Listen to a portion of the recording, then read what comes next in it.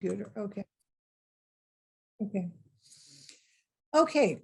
Well, and it is an honor to address No More Bombs, and I love the title of your group.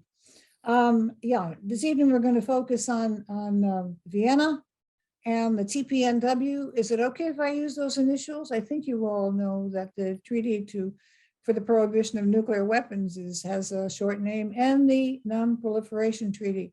And I want to point us in the direction of elimination of nuclear weapons, because that, I think, is where all our hearts are. And I hope to provide some information to give you some encouragement here.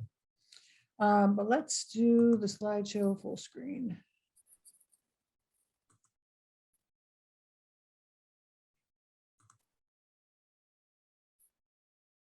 Let's do it full screen. I guess we don't want to do it full screen. Let's do it from the current slide. Well, I guess we aren't going to do that. So there, we'll do it this way. And you'll get to see what's coming up. This image is, of course, from 1945, August 6, 1945. And the scene is Hiroshima. It was probably taken a few days after, because there was a live human body standing in front of the structure. And on August 6th, there wouldn't have been any live human bodies. And I don't think we have to give too many details at this time, because I think you all know how horrific that situation was, followed by another horrific situation. But I'm not sure if it's really in all our consciousness that since that time, there have been over 2,000 nuclear weapons. And I think we kind of block out that part of the experience. Of that 2,000, a little bit over 1,000 have been detonated by our own country, United States, with the other countries, the other 8 countries that join us in this nuclear situation have been responsible for the balance of the 1,000 weapons. And I'll tell you more about that as time goes on. This was an image that if you took the course, you probably remembered at the time that we were talking about the Marshall Islands, because fast forwarding from Hiroshima to 1954, we had an escalation in the production of our nuclear weapons, and we were getting bigger and better weapons. We kind of maxed out with this Casa Bravo, which went off in the Marshall Islands. It was part of the 67 weapons that we tested on that country in the Pacific. And there is much to tell about that legacy. And I think it's just as important right now to recognize that it wasn't just Hiroshima and Nagasaki. And we're going to be able to hear from those voices these days, because that's part of what is going on with this whole eliminating process that we're living through. One of my favorite people, and I have included him, I think, in every slideshow. I don't know, I must get enraptured by his good looks here, but I include Peter Maurer because of the important role that the International Committee of the Red Cross has played. I am a Red Cross volunteer, and I'm proud of that fact because of the role of the ICRC. There was a Red Cross that actually joined. There was a Japanese Red Cross that actually joined way back in the beginning. They were one of the first 12 countries that formed the ICRC. But when the time came for August 1945, they really weren't too much help. 80% of the doctors were destroyed and could not rush and offer any services. And the Red Cross, the Japanese Red Cross, has been tracking the results of that explosion to this day, because they are still seeing results of what happened over 70 years ago. And it's important to remember that he became one of the voices of alarm that I'll remind you folks about when we get to it.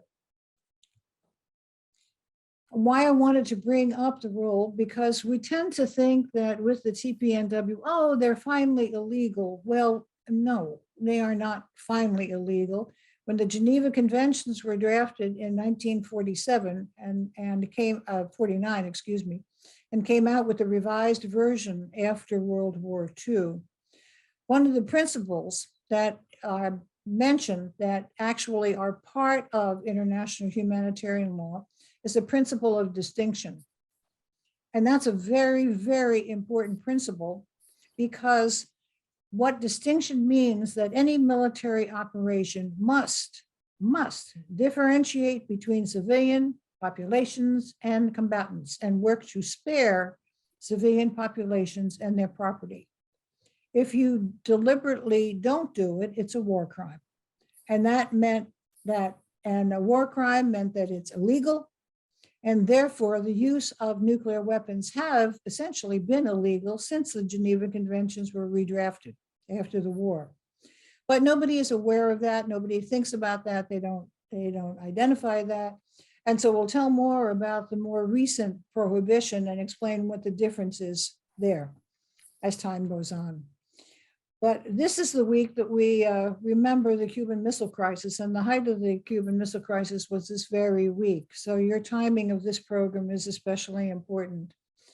And why I chose to show two smiling faces in what was an extremely serious situation was because of the process that took place. There were negative things that happened, and there were positive things that happened. And the positive things that happened led to the smiles. And that's what I want us to really remember. But let's let you know what the highlights are. I think everyone here probably is familiar with what actually happened. But I wanted to just stress some of this. Now, for those of you who remember, when we taught our course, we were always promoting The Doomsday Machine by Daniel Ellsberg. And I hold this book up because two chapters in this book written by Daniel Ellsberg talk about his very real experience in being around at the time of the Cuban Missile Crisis, the planning of the events that he personally took part in, and what actually happened. And one of the things that actually happened were incredible maneuvers by both the Americans and the Russians to use nuclear weapons. I mean, they were on high alert. We were just ready to push buttons here. We were not kidding around. And I don't think any of us realize how close it really was actually, not just the threat, but the actual possibility.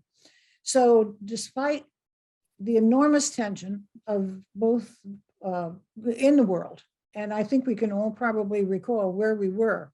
If you recall what happened in 1962, I can remember I was in college and I had a test coming up. So why should I study for the test? For heaven's sakes, the nuclear weapon's going to go off tomorrow. So I might as well not study tonight.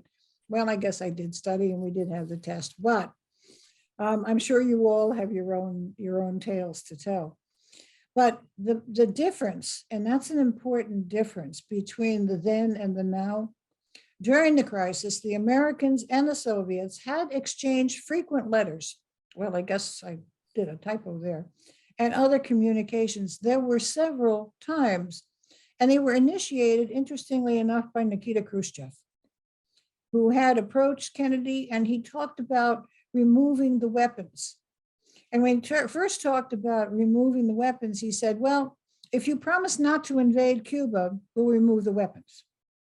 Well, that was a good possibility. Then he came on the next day and said, well, I want to modify that. If you would promise to remove your weapons from Turkey, we'll remove our weapons from Cuba. Well, that was the plan that worked. And both sides did, in fact, agree to that. And that quietly ended the crisis. Now, the beauty of that is it saved face for both sides. And Glenn reminded me of this when he said that both sides could walk away and say, hey, we won. Look, we wanted because it was not announced, the Turkish part of the deal was not announced in this country. Obviously, it was in Russia. And probably the removal from Cuba was not announced in Russia. So they won. So at least the populations were happy that each side won. It's quite a different story today because our two leaders of Russia and the United States are not having communication. And this is a very serious challenge that we face in today's times. There were two positive outcomes, though, to the whole crisis itself. And one was, once they decided to respect each other's decision to remove and saw that the weapons were removed, within a very short period of time, within a matter of months into the following year, they both got together and developed the Partial Nuclear Test Ban Treaty. And that really brought the smiles because they actually agreed on something. Now, since there was something positive that was going on in this Cold War situation, within a matter of years, as escalation was going to occur and more countries were going to get the weapons, the Non-Proliferation Treaty was actually drafted. It was open for signature, and within a miraculous 2 years' time, came into force. So those are two very, very important positives. And there's a hero in here too, and that was Vasily Archipov. And I just re-saw The Man Who Saved the World. There was a movie that was made, and I watched it the other night.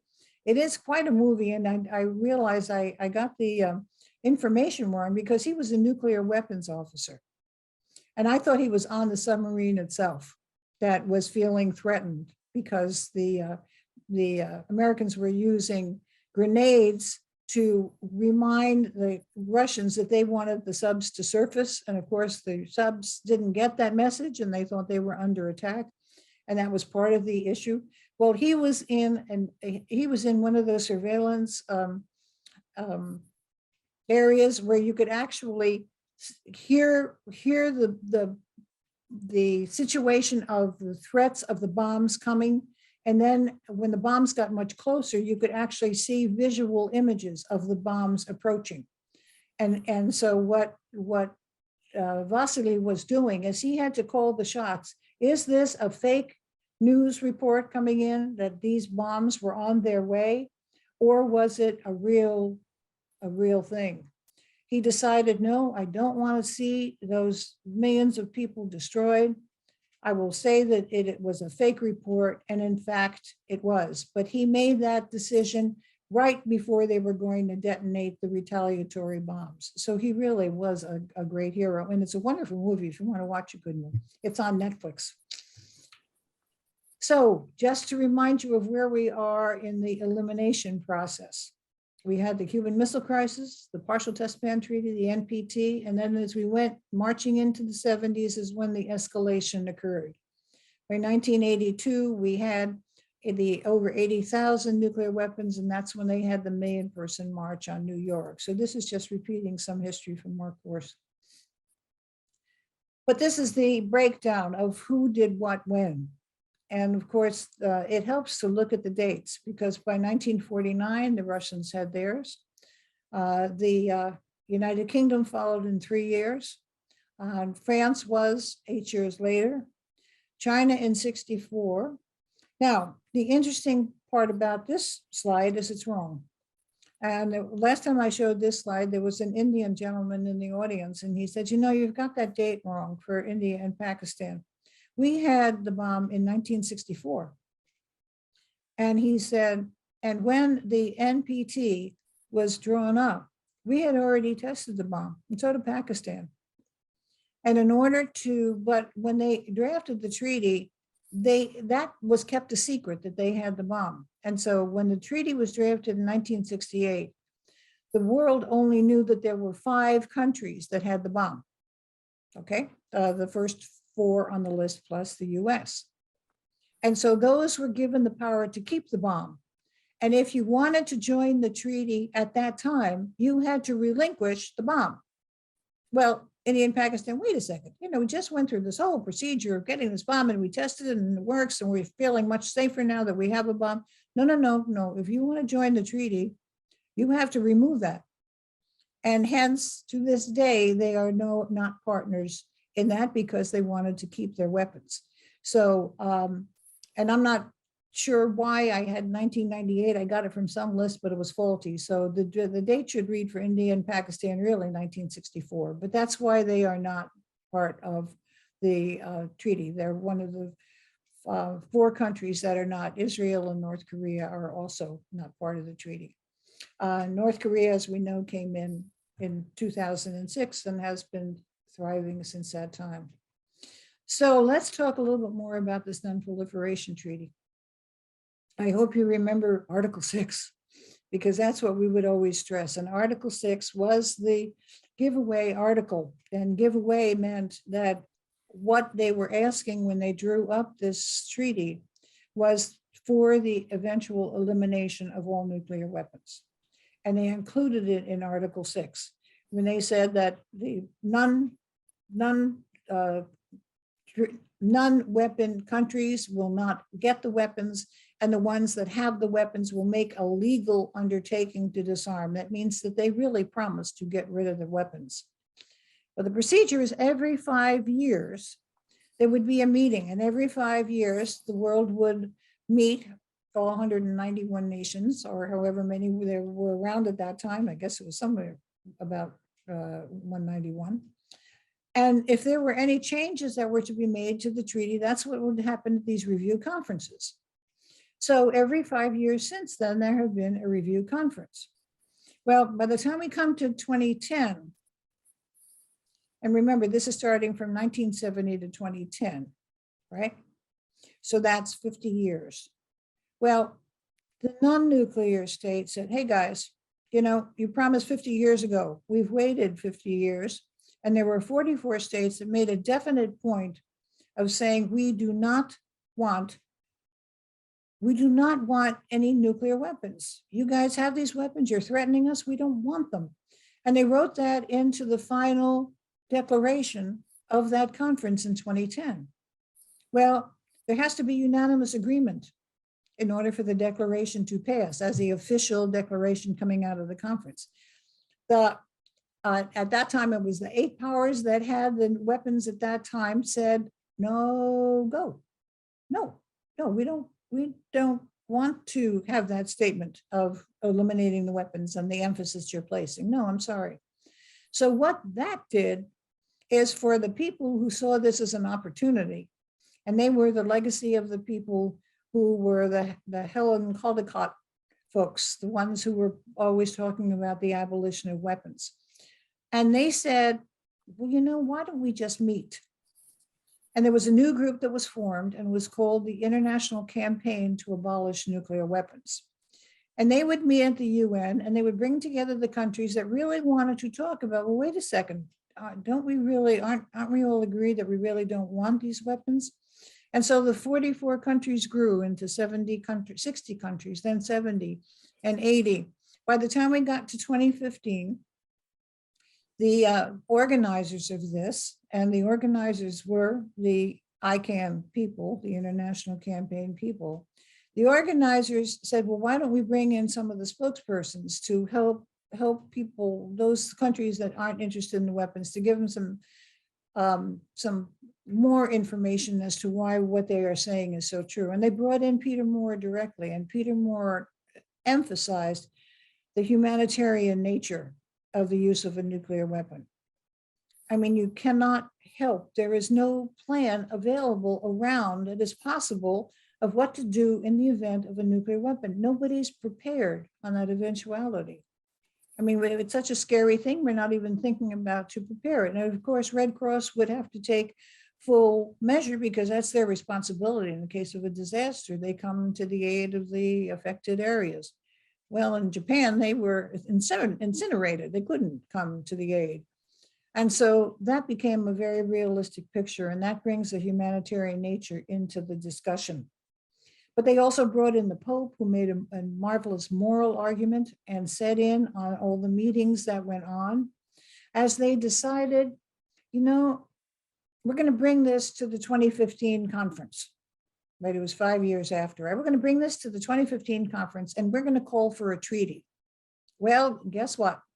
They called for a treaty to eliminate nuclear weapons, and the countries had to agree. Everybody had to agree to this treaty. Well, they couldn't agree, so they couldn't come out with a final declaration either. Well, that did not stop these countries. Instead, they brought the issue to the General Assembly, and under the auspices of the General Assembly, where there is no veto, they wrote the treaty. Well, we know about that treaty, and that's the exciting news. I just wanted to review it for you, because by 2017, when the treaty opens up for signature, the Nobel Prize Committee is going to decide that together with a hibakusha, Beatrice Finn was going to be the recipient of the Nobel Prize, and her organization, the International Campaign, for all the behind the scenes work they did to get this treaty written. The treaty was written by Ambassador Gomez from Costa Rica, a perfectly excellent choice. She actually won the Sean McBride Prize at the Vienna conference that I'll mention soon and tell you more about that. She is an eloquent spokesperson and a skilled diplomat because she got so many countries to agree with her and pass the treaty and open it up for signature. So that opening up for signature is what started on 2017. And remember, when you sign the treaty, that just means that you as the ambassador are going to take this treaty that you didn't write and your country didn't write because it was an internationally drafted treaty, and you're going to bring it back home to your own country. And the conditions for the treaty becoming a legal document or making nuclear weapons illegal needed 50 countries to sign it. And when the 50th country signed and ratified it, then it becomes illegal. All right. So let's take a look at what that treaty said. And I'll just remind you, because I think most of you know about it, but it certainly is much livelier now that time has passed. Because she used the provisions from a chemical weapons treaty that had been drafted years before, which was extremely effective, very, very effective. By the time that they were drafting the treaty, 95% of the chemical weapons had been eliminated. So that was a success story. So what was the secret? The secret was in that treaty, the chemical weapons treaty, they used a whole bunch of verbs. Any part of the process of making chemical weapons was going to be illegal and prohibited under the terms of the treaty. So she followed suit and did the same thing with nuclear weapons. So whether or not you are involved in the manufacture of a widget, that's okay. If the widgets were part of your process, you were going to have to stop making the widgets. Okay.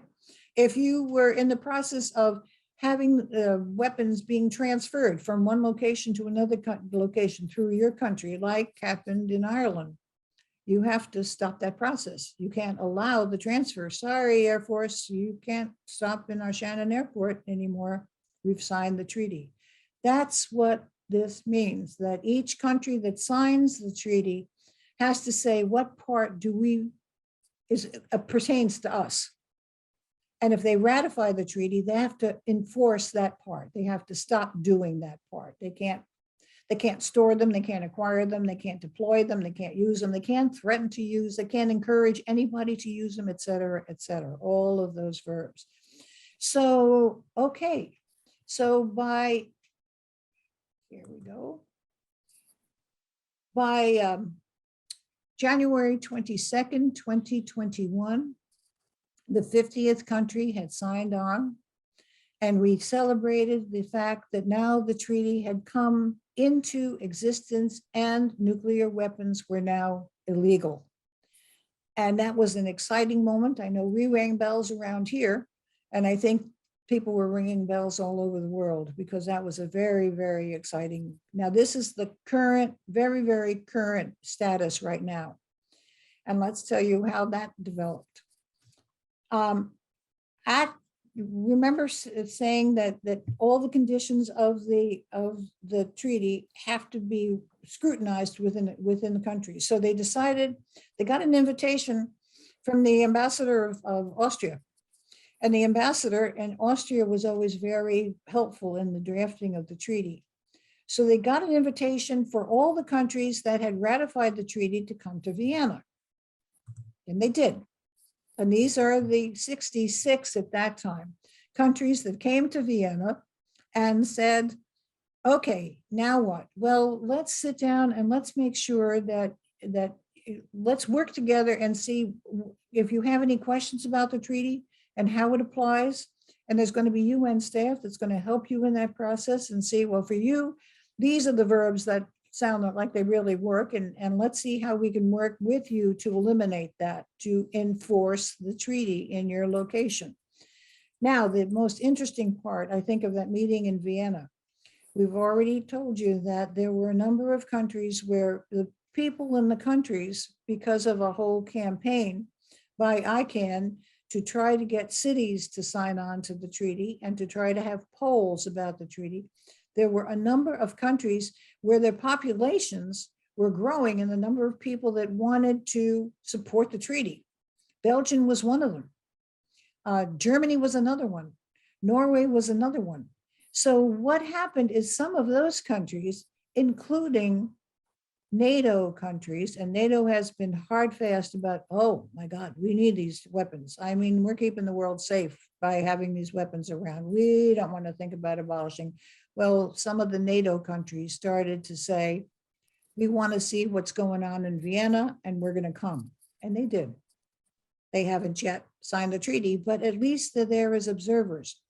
In the rows in the back, at any UN conference that occurs, and this was a conference sponsored by the UN and Austria was the host, there's a parallel conference of non-governmental organizations. And that means all the non-governmental groups that are interested in, for one reason or another in the treaty, showed up. And you can see how widespread that group was in the back at the opening ceremony. Now, amongst the pictures that ICANN posted was this woman. Now, why is this woman interesting? She happens to come from the Marshall Islands. Well, I had by this time developed an interest in the Marshall Islands because, as we mentioned earlier with Caso Bravo, they were the victims of 48 test sites.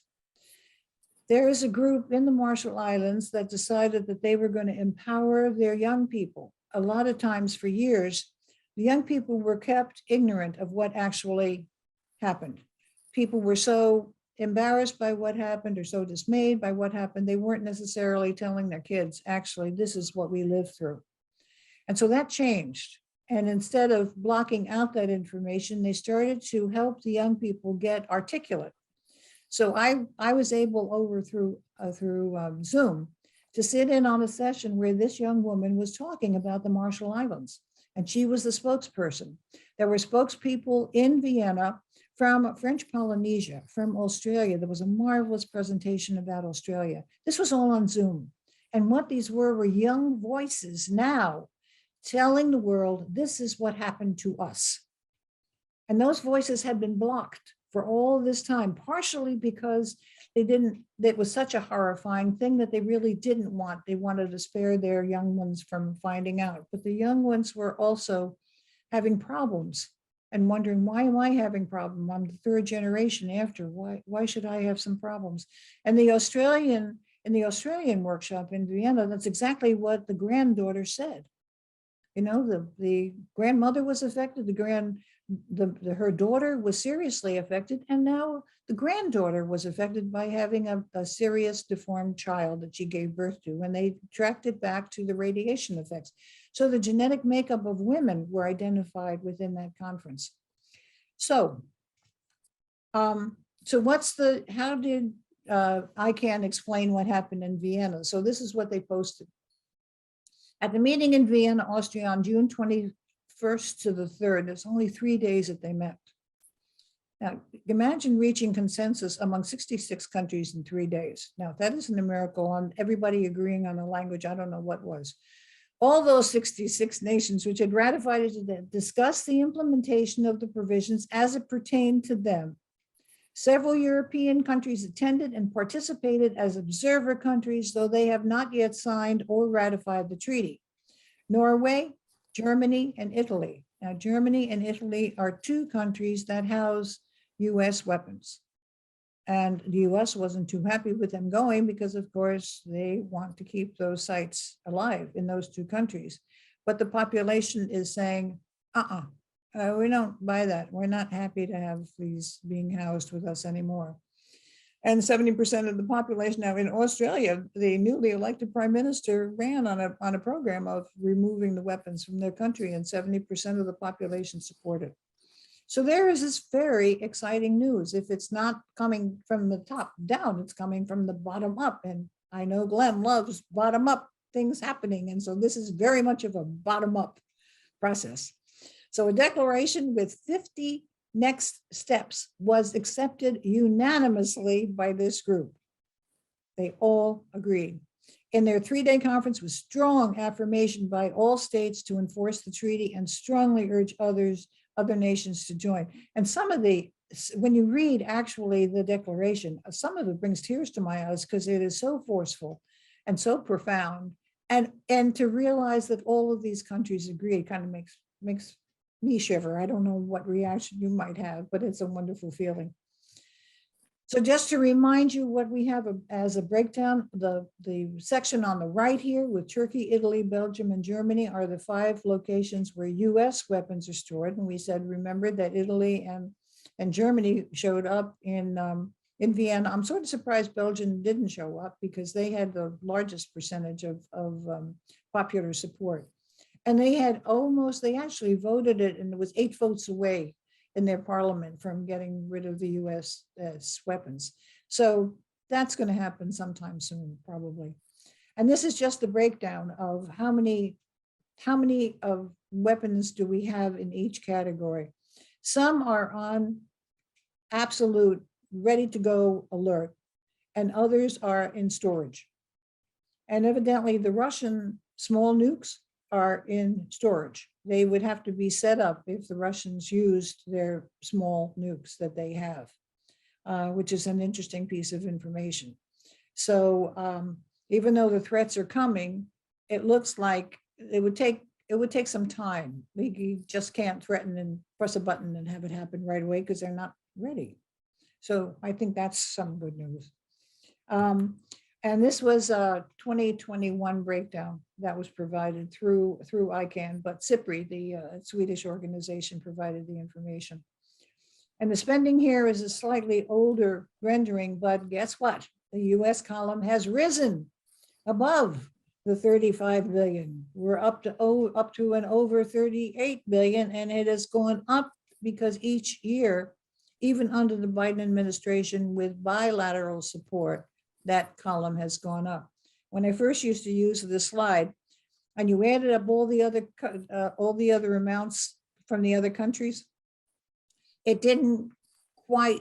It was higher than that total column was higher than the U.S. Well, hey, you know, that column rose, and we have outnumbered all the other countries by this time. Russia, incidentally, has not increased the expenditures as we have. Another interesting piece. And the support has grown. Now these are figures that came in from participants in both the conference in Vienna and then the conference in New York. So the conference in New York yielded Jackie Carrasco's figure, because she's the head of the mayors for supporting, you know, nuclear weapons. So that number is it went up from a 6,000 number to an 8,000 number as of this year. It went up over 2,000 mayors that have signed on worldwide this year. The parliamentarians, I couldn't get any current information, so it's still dated, but I get really excited when I counted all the total cities, because in May, when we did it, it was 593, and now it topped 600. So we're still at the 600 level in September, and 66 of them are in the United States. Walla Walla is the only city in Washington that has supported the treaty. We're still working on Olympia. We hope you are working on your local city to get them on board. I'm sure you're trying like we are. Okay, so let me bring you now to New York.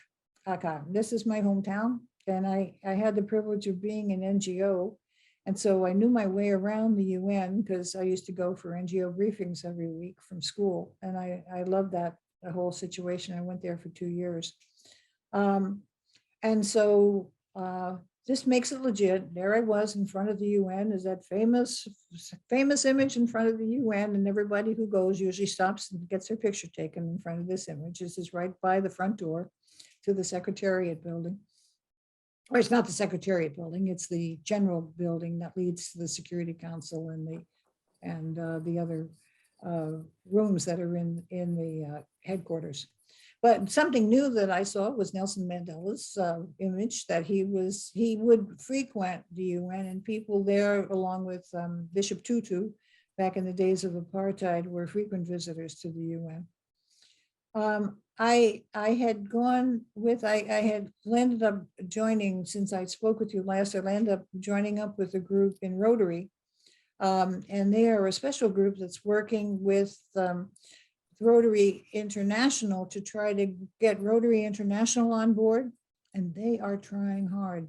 But remember, Rotary International takes something on board like polio, they're serious and they do their work. And so they're waiting to see on the vote count, because they had 45% of the Rotarians around the world voted in favor of the treaty. Then it went up to 48%, and we're waiting to see if they cross the 50% mark. Rotary International takes it on board. We're waiting for that count beginning of November. So keep your fingers crossed, folks. That would be nice if that happens. And this was, these are some of the Rotarians.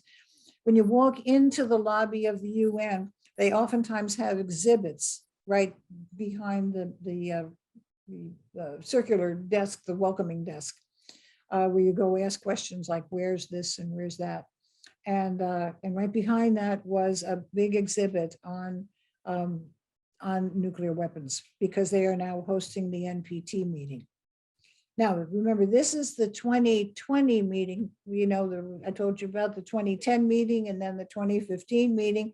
Well, the meeting was supposed to happen in 2020, and so was COVID.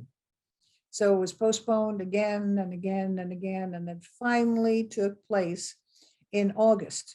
So in June was the meeting in Vienna of the ratified states. Now we're bringing in all the states that have signed the NPT for their 10th review conference. So what's exciting about that? Well, exciting is who shows up. I mean, all of these people care about what we care about, and they are articulate and smart, and they came from all over the world. And suddenly when you're there, and I get goosebumps because I keep on remembering, my gosh, I mean, I saw these people on Zoom, or I read about them, or I admired them so much, and here they are. Do you recognize this gentleman? Okay, well, do you remember Helen Caldicott and the role that she played back in the 80s? If you do, she was this voice out of Australia who was this eloquent voice that obviously showed up at the million-person march. But she was this eloquent voice that was helping us to, especially the physicians of the world, to say, this is mad. What we're doing is absolutely mad and insane, and we have to address this issue. Well, this is Ira Helfand, and Ira Helfand has taken over this position. He is known worldwide, and he is the head of the International Physicians Against Nuclear Weapons, or whatever that expression is. And of course, he actually joined our course. Amusingly enough, I got scared stiff when I recognized that he was part of our group. But anyway, and he was kind enough to correct me on things that I got wrong, so I needed that. But this young woman, well, we got our badges at the same time. This is my badge. And I had a badge when I was in NGO, and I learned how to use and when to use your badge that lets you into the rooms that the general public can't get into. And she was right next to me in line, and we struck up a conversation. She was an intern with the Nuclear Peace Foundation. And this was her very first time at the United Nations. Oh, this mother could not resist. Of course, I was going to go with her, and I was going to guide her. And if she was willing to let me, I was going to help her with, and this is where this is, and this is what this is, and this is how the badge works, and this is where you go for this, etc. So it was just such a pleasure. And she was a sheer delight to get to know. And so what happens is, in one of the conference rooms, they have conference rooms now in the lower part of the UN. And if you are if you're in the general public, that's where you go get that's where they have the cafeteria. They not the cafeteria, but they have the area where the public can get, snacks and sandwiches, no big meals. That's someplace else, and that's not open to the public usually. But there is the bookstore is on the lower level. But then when you go through the secret part, right, and you have to, they have just you just flash your badge and that opens the admission, the doors open for you. Then you walk down a long corridor and you come to these conference rooms. So I decided to go to some of the conference rooms. And the conference rooms were where the NGOs were putting on their workshops. And so when I walked into this one, because that, there are still no small nuclear weapons. Well, this was my roommate, the one in the rose-colored sweater, and she said, well, yeah, I was going to go to this one. So I joined her. And the man with the microphone over his head, that is the ambassador from Vienna, from Austria. So he was in charge of that Vienna conference. And so he was speaking there. Zia Mian, the gentleman at the end, is a very, very famous Princeton scholar, physicist, and has been speaking at a number, and he always is just cuts it right through. He says exactly what needs to be said, and he's as articulate as can be. They also had two other spokespersons, and I didn't check my notes to remember who those were. But they were talking about even if you had low yield nukes, as we now had also stationed in our midst over in Bangor, that the results of a small nuke is still devastating, and we have to be aware of it. So he was bringing home that message, and supported by the other speakers, including the speaker from the ambassador from China. And so the ambassadors would sometimes be presenting in these small workshops. They were usually organized by one of the NGOs. Now, I know Glenn knows who this person is, but to the rest of you, do you recognize him? Does the name John Burroughs mean anything to anybody? No? And it does to Glenn. Glenn, you want to say why you're muted though? Yeah, he's a great lawyer who has done really smart work in the context of being a lawyer opposing nuclear weapons. Yeah, but where's he from? Massachusetts, is it? No, I don't remember. Washington State. Washington State. I've been to Washington State. Have you? Yeah. Yeah.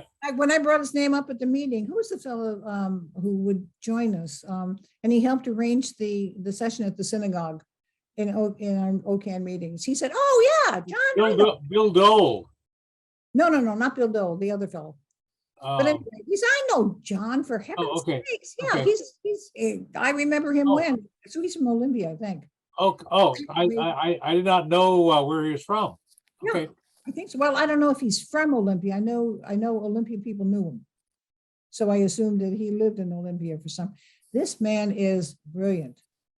He belongs to a lawyers group, and the lawyers group identifies all the resolutions that people should be aware of, and oftentimes helps in drafting the resolutions behind the scenes with the ambassadors of the country that are presenting the resolutions.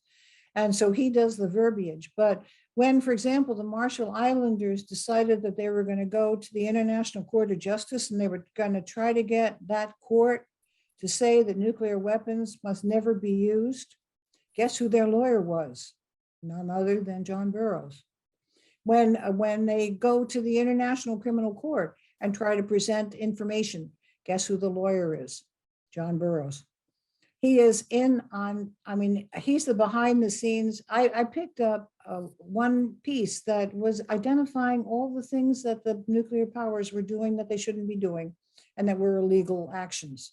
I mean, he has the brilliant mind and the courage to be able to help give us the truth of what's going on. There was another workshop that was run by an NGO, and this was a Marshall Islands workshop. And of course, because I was drawn to the Marshall Islands, I wanted to highlight this one. I know that they're the ones that are grooming the young people to be able to speak the issues of what happened in the Marshall Islands. And they, among doing one fundraiser, they had the young people draw their art, and then they were trying to auction off their art. So they were displaying the art in the conference room themselves. But here we are. I wish we could get this. Now I don't know if I could, slideshow, if I could. From current slide. No, it's not working. The gentleman off to the far right, his name is Christian Ciabano. That young woman that I was telling you I met, because we stood online when we got our badges. She is an intern with Christian Ciabano, with his organization, which is called Reverse the Trend. So he was giving a workshop, and in this workshop was next to him over here is the ambassador from Kazakhstan. Now, why is that important? Well, when the Russians did their testing, they chose to test their weapons as they were developing them in Kazakhstan. And it wasn't 67 times, it was 700 times, 700 testing sites in Kazakhstan. When Kazakhstan got their independence from the Soviet Union, the first request that they made was they demanded the removal of the nuclear weapons from their country. The Russians, of course, saying, well, we know how to use them and we don't want you to learn how to use them anyway. So they did remove them. And immediately, Kazakhstan worked for the treaty to prohibit testing, not just a partial test ban treaty, but a full test ban treaty. And that was their pride and joy that they helped get that drafted. So this Kazakh ambassador was just eloquent. This gentleman, the next one, was from Kiribati. Now, Kiribati, I think, is where the UK did some testing. And he was another eloquent voice, very, very peaceful.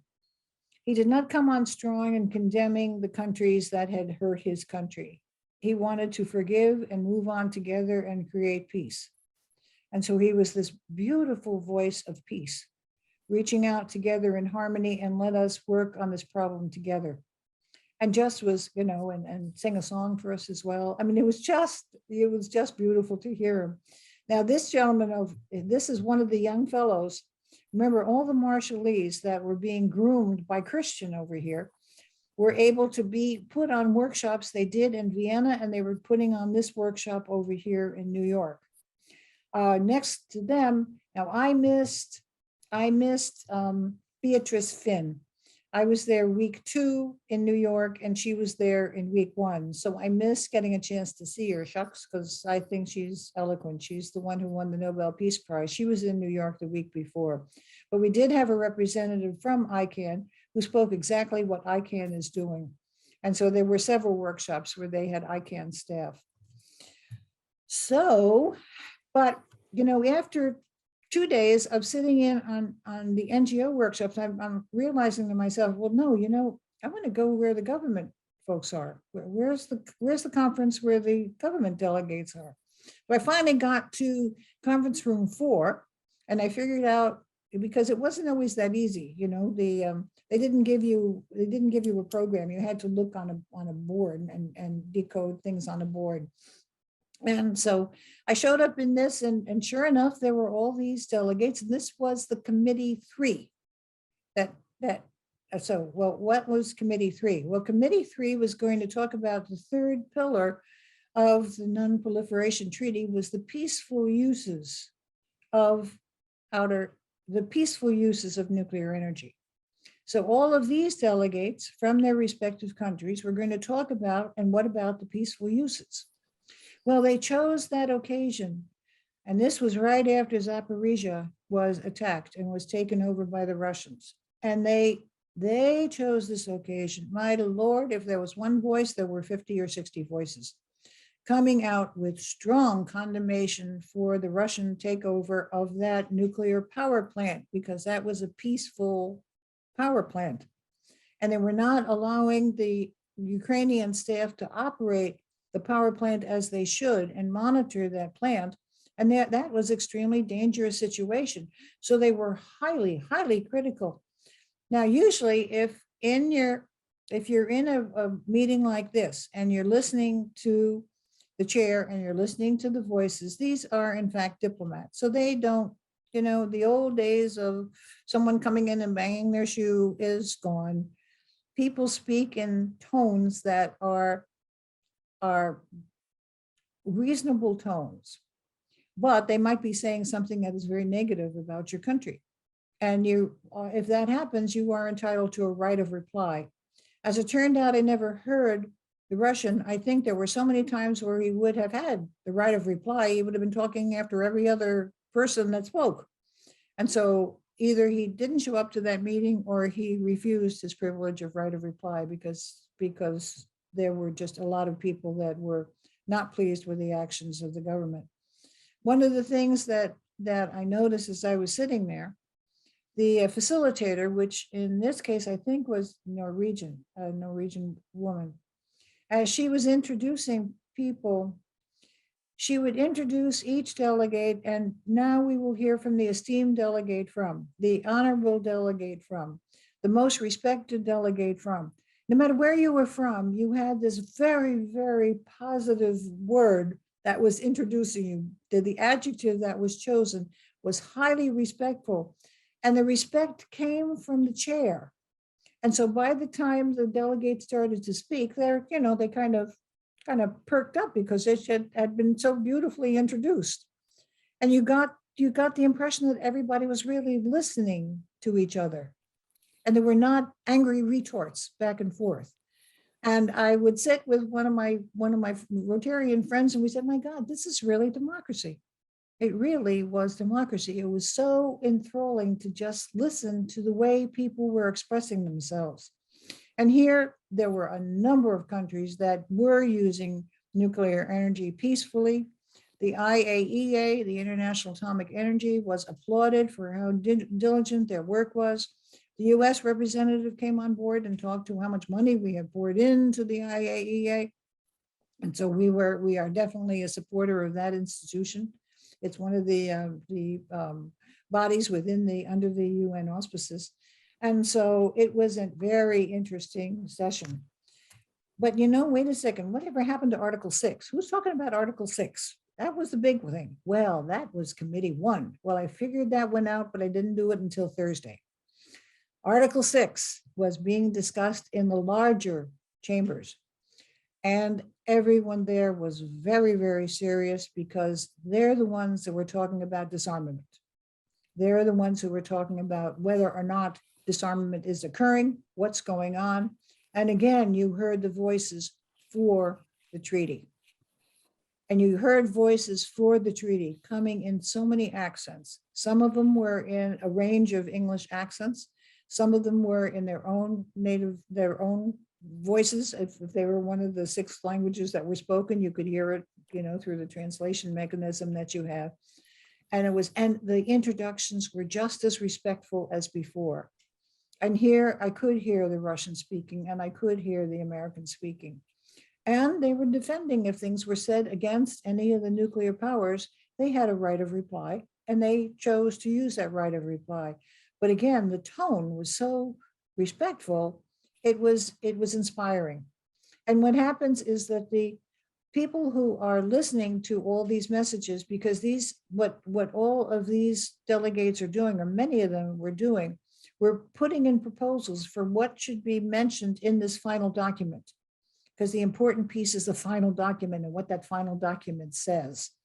And that is the revisions that have come about since, well, the last time they had a final document was in 2010, right? But in 2015, they didn't get one. And this was the 2020 meeting that was going on in 2022. So they are now hoping that they would get a very forceful final document. Well, as it turns out, there was no agreement on the final document. They included, as they wrote up, the number of support statements for the treaty. And they included the challenges to the Russian government on their invasion of Ukraine. And the Russian government was saying this was a defensive action. We were trying to protect ourselves against those nuclear weapons that are pointed right on our borders. And when he actually, I heard him speak when on the charge of, because it was coming up in here about Zaporizhia as well, even though that was a nuclear power plant.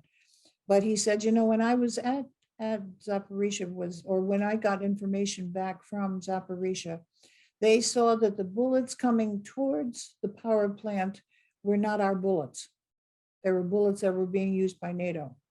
So there was a question of who was actually shelling the power plant. Well, I don't know who was shelling the power plant, but the Russian was saying it wasn't us at that time.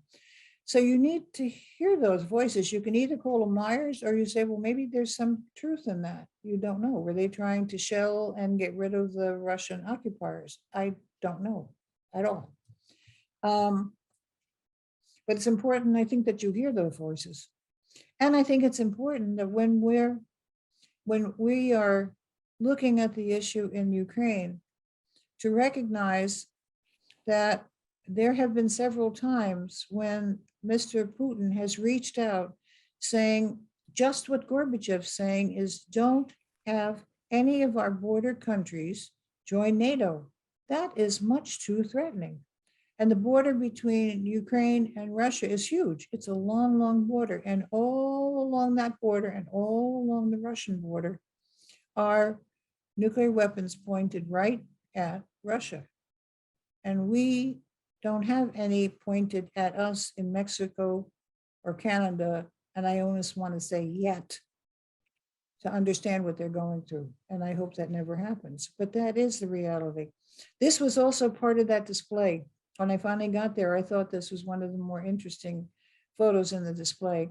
The over here, if you see something with the black bomb, that's exactly how many weapons each country has at the time that this was made up. And I think this was a 2022 rendition. They took it either from Arms Control Association or the Bulletin of Atomic Scientists. I can't remember who they were crediting, but one of them.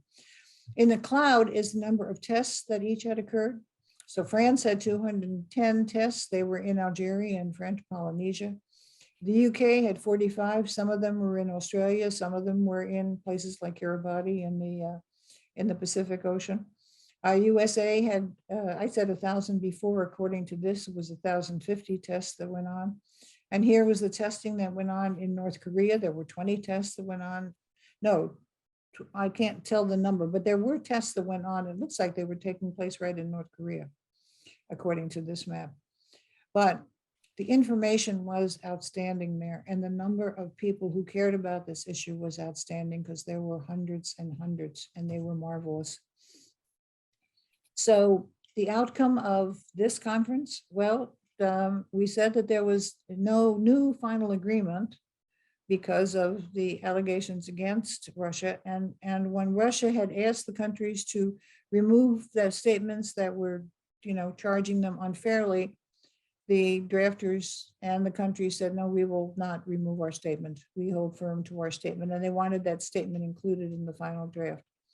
But on the bright side, where I said there were 126 countries that had voted for the treaty when they wanted to open up the treaty, that number has expanded to 145 nations by the end of the conference. And they wrote a letter of support. There were two letters. There was one that was drafted by the ambassador from Costa Rica and the other from the president of Mexico. And in both cases, they had up to 145 nations. So the nations that are supporting the treaty, they haven't all ratified it, but if they are now at the point of, well, you'll see what happens in the next slide. But in the last week of the conference, as they were working towards a final draft resolution, they had those letters come out and they were circulated to all the 190 countries that were in attendance. Now, interestingly enough, included in that draft was a statement that said Russia and the United States agreed to extend their deliberations about reduction in nuclear weapons beyond the end of the current START treaty. Now, those START treaty negotiations are still happening. They are meeting. And the START treaty, remember, talks about reduction of nuclear weapons. So those negotiations, not only are they meeting, they're not going to stop in 2025. Not if you read that article. And remember, in order to get those statements, those were statements that the Russians and the US agreed to have in the declaration. So that has to be what they're planning. So I see that as another positive sign. So any news since then? Well, of course. Now, this is the end of the conference. The conference ended on August 26th in New York. And they got a bunch of photos that ICANN brought back with them because they had representatives from ICANN. And so by September 22nd, they posted, with the world leaders gathering in New York this week. Now that's the week that the General Assembly begins in New York, okay?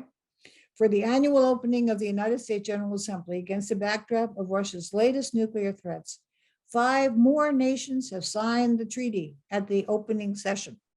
So that's what brought it up to now 91 signatories. And there were 2 nations that have agreed to ratify it. And that's what brought the number up from 66 who were in Vienna to now 68, because 2 more nations came on board. I checked this week, and it's important to remember that when after that 2015 meeting, you know, when they couldn't agree on the final declaration because nations were proposing the treaty, well, they went to the General Assembly and they got that treaty drafted. So there was hope that the same thing was going to happen now. So now ICANN, just this past, well, I guess it's within 2 weeks, they sent a news release, and it was, right now we're encouraging states to speak out at the UN General Assembly and use UN resolutions to condemn nuclear threats and to assert that any use of nuclear weapons will be unacceptable. Many states have already denounced nuclear threats in the General Assembly and the unacceptability of the use of nuclear weapons. We're working to rally all the states in support of any resolutions condemning the illegal annexation of Ukrainian territory. Now that actually happened this past Wednesday. It'll be a week ago tomorrow. They passed a resolution not to recognize the 4 illegal annexations. So when the annexations were announced by Russia, if you wanted to agree with them, you accept them and say, Russia, you did a legitimate deed and this is now your property. And what ICANN was encouraging, and the countries themselves voted, 143 said, we will never accept the annexation. There were only 5 countries that were against that. That was Belarus, North Korea, Nicaragua, Russia, and Syria. Those are the only 5. The 34 abstentions included China, India, and most of the African nations. But that was a record number now. I mean, we're getting 145 nations to sign the letter. We get 143 nations now in favor of not accepting the annexation. So in the Security Council, when there was a resolution against the annexation, well, not to be surprised, Russia vetoed it. But that's not what happens in the General Assembly. So we're still hopeful that things will go on through the General Assembly. And to demand an immediate reverse of the annexation declaration is what's hoping.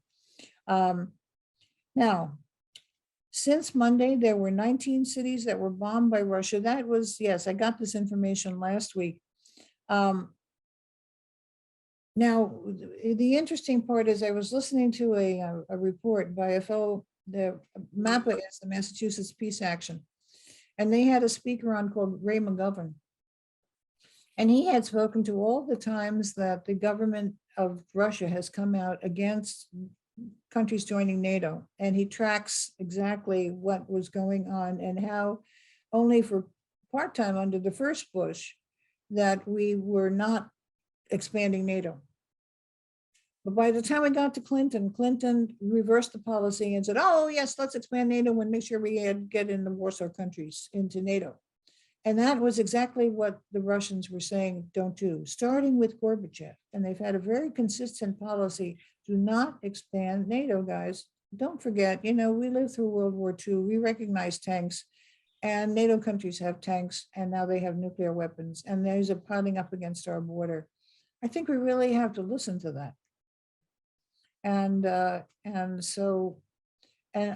understood, I got a message from the Unitarian Disarmament Times that I get. The Unitarian office has a Disarmament Times. They had a piece in there on Friday that was from the Radio Free Europe. And it said that Mr. Putin had appeared before the Kazakh parliament, and it was probably on Thursday. And remember, Kazakhstan was a former Soviet republic, but last April, They have tried to be the negotiators. So last April, they reached out to Russia and said, would you like us to help you with a negotiated process to bring about peace?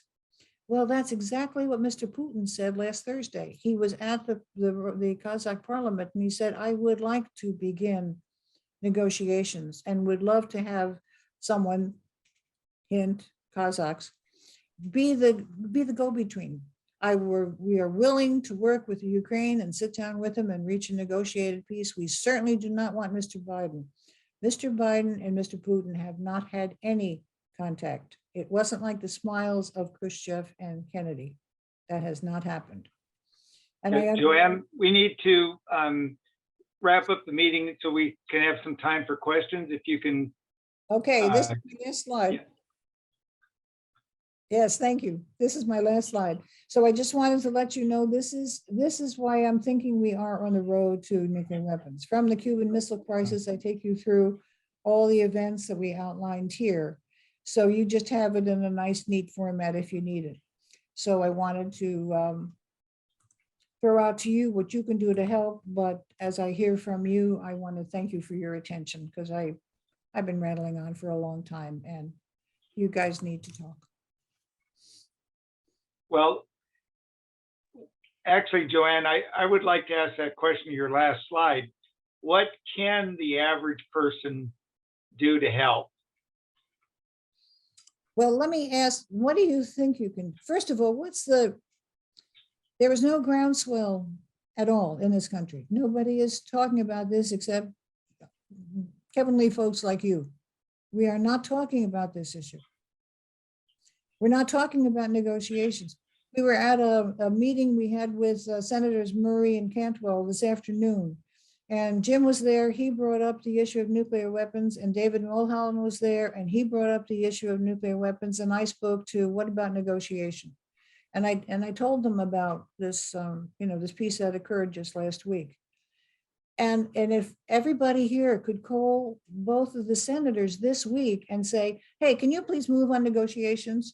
And suddenly, if they're getting, 12 phone calls, what's going on? Why is this suddenly of interest to people? If they're hearing from us, that would be one thing, because they heard from us today. At least we weren't talking to this, we were only talking to staffers, but they promised that they would take these messages back, especially since 3 of us spoke up. And so that is one thing. And we still need more letters to the editor. We need more letters to Biden. Do we really want more weapons authorized? I found out tonight that the Republicans are supporting no more money for weapons to Ukraine. That's the Republican strategy. Now, since when did I agree with the Republicans? Geez, I never agreed with the Republicans, not recently, but suddenly they're saying something that I agree with. I don't know if you agree with them too, but that's amazing.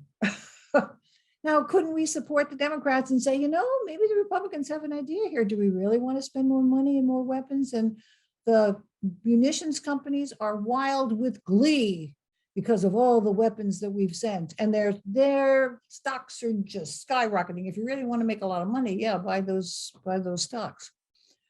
If you have any morality in you, get rid of them, please. Yeah. How about other questions for Joanne?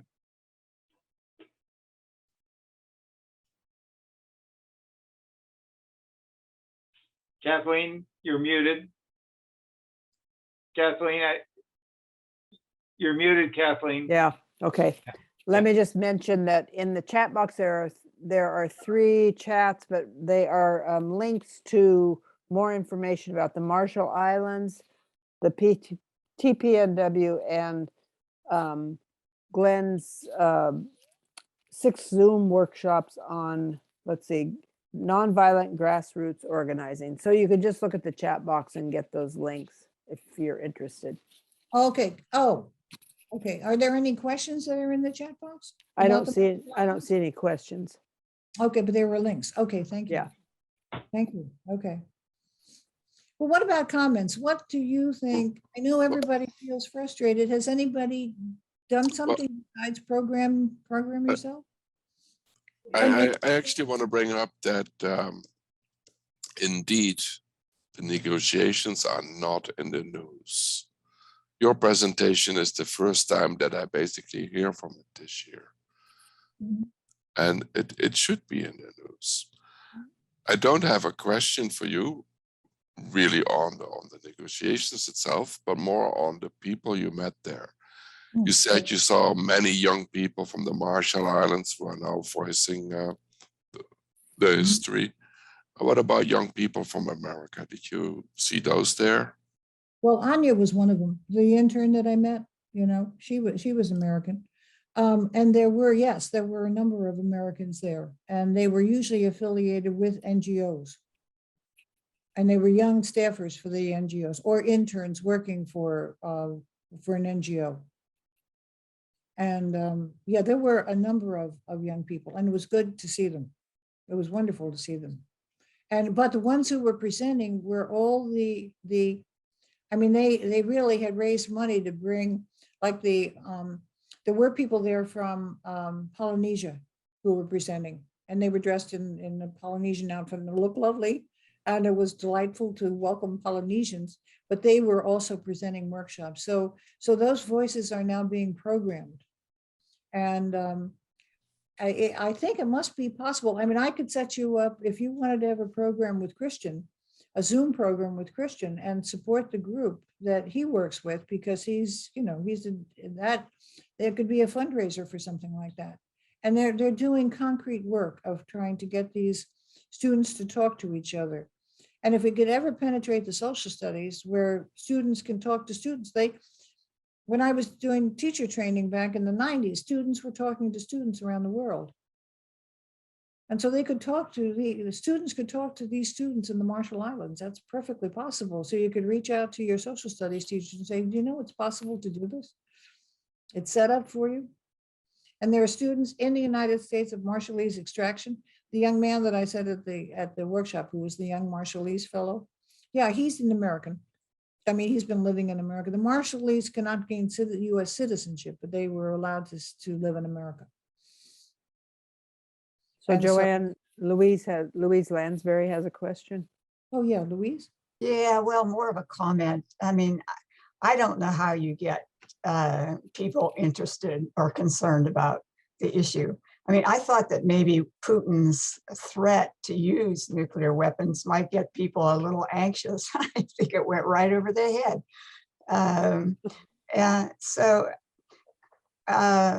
maybe making John Hersey's book, Hiroshima, be the required reading for certainly members of Congress, but for also in high schools, to really point out the horribleness of a nuclear attack. And that was a small one, you know. But I commend you for what you've been doing. And but I think education, I mean, people just really have to be made aware of this issue and to feel it, you know, without the weapons actually being used.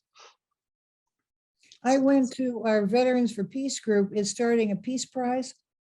And so we went to the local school district and if we're going to have a peace prize, because they got some money from one of the Quaker meetings around here, and they wanted to use it constructively and say, well, we'll give it as maybe a scholarship, you know, and we'll call it a peace prize. And so we're trying to work on getting students to think about peace, talk about peace. And you can frame it. And when I went to talk, and how do you set that up? Well, if you set up a prize that gets publicized in the classroom, and it can be a competitive prize, a scholarship, and you ask the right question, you know, how do you reach peace in a world like today, and get the kids thinking about that, you know, and if they know that there is this treaty behind them that says get rid of the weapons, that could certainly help. I mean, if we can get the information out there. Yeah, I know our group, No More Bombs, we've actually discussed this and debated it. I'm sorry. It's almost like they're accepted, but that complacency is extremely dangerous. And so we struggle, our entire group struggles with that issue, and we certainly continue to struggle with it. But I'm going to close the question and answer period now. Joanne, again, you're a treasure to the state of Washington, to the United States, to the UN, and to Olympia. You really are. You've been great to work with. Your classes are phenomenal. I'd encourage anyone who has not taken one of the classes to do so. Many of our group has and enjoyed it. So thank you. We hope to have you back. And I think I will take up some of your suggestions. I'll give you a call tomorrow on perhaps inviting some of those other people that you know to talk to us about their activities. Mhm. So with that, thank you so much for taking the time to join us tonight, and look forward to our first quarter meeting early next year. Thank you. Thank you. And thank you for inviting me. It was an honor as always. Thank you, Yeah. Joanne. So Joanne, you have Joanne to, Joanne, you have to close the recording. I have to close. How do I do that? Where you started recording is also the end recording. down at the bottom. Got to pause, stop recording. There we go.